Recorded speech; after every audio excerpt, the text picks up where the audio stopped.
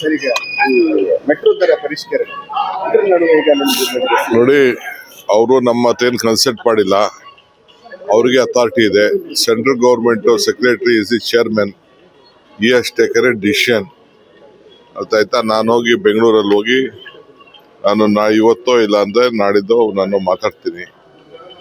ಅರ್ಥ ಆಯ್ತಾ? ನಮಗೂ ಯಾರಿಗೂ ಜನರಿಗೆ ತೊಂದರೆ ಕೊಡಕ್ಕೆ ಇಷ್ಟ ಇಲ್ಲ. But what is the financial structure, what has happen, ಅದನ್ನ ನಾನು ನೋಡ್ತೀನಿ. ನಾನು ಸರ್, ಮತ್ತೆ ಈಗ ಈ ನಿನ್ನೆ ಯಾವ ಪ್ರೋಗ್ರಾಮ್ ನಿಮ್ಮನ್ನ ಸಿಎಂ ಆಗಬೇಕು ಅನ್ನೋ ಒಂದು ಆಸೆಯನ್ನು ವ್ಯಕ್ತಪಡಿಸಿದ್ದಾರೆ.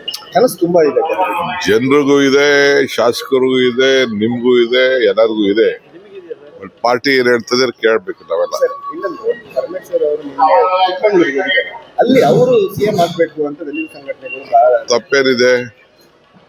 ಅವ್ರವ್ರ ಅಭಿಮಾನಿಗಳು ಅವ್ರು ಆಸೆ ಪಡ್ತಾರೆ. ಅದಕ್ಕೆಲ್ಲ ನಾನು ಬೇಡ ಅಂತ ಹೇಳಕ್ಕಾಗಲ್ಲ. ನಿರೀಕ್ಷೆ ಮಾಡಬಹುದು ಜನ. Time will answer.